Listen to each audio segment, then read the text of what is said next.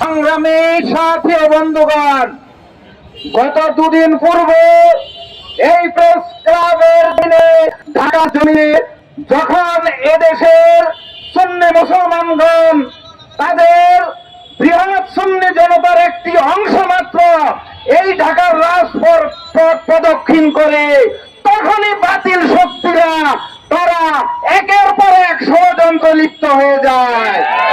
বাতিল শক্তিদেরকে আমি বলতে চাই, 26শে এপ্রিল শতভাগের মাত্র 10% উপস্থিত সেদিন হয়েছিল। এতেই যদি তোমরা হতবিভম্ব হয়ে যাও, তোমরা যদি ষড়যন্ত্র করতে থাকো, ষড়যন্ত্রের অংশ হিসাবে আমার প্রাণ প্রিয় সংগঠনের নেতা কর্মীদেরকে বেছে বেছে টার্গেট করো, রইসুদ্দিনের মতো ভাইকে পরিকল্পিতভাবে হত্যা করো।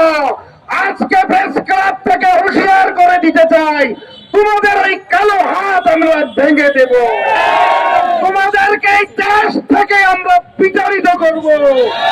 সুন্নি জনতা মাত্র জেগেছে, সুন্নি জনতা 26 তারিখ মাত্র হুঙ্কার দিয়েছে, এখনো সুন্নি জনতা রাজপথে নামে না।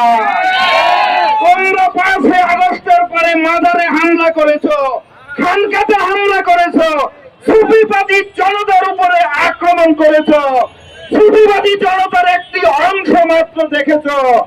আগামী 24 ঘন্টার মধ্যে যদি অন্তর্বর্তীকালীন সরকার মাওলানা রইসুদ্দিনের হত্যাকারীদের গ্রেপ্তার না করে, আইনের আওতায় না করে, অল্প সময়ের মধ্যে যদি এদেশের সুন্নি জনতা, এদেশের তরিকতপন্থী শক্তি আইন হাতে নিয়ে ওই অপকর্মকারীদেরকে যদি তারা দৃষ্টান্তমূলক শাস্তি দেয়, এদেশের সুন্নি জনতা দায়ী থাকবে না।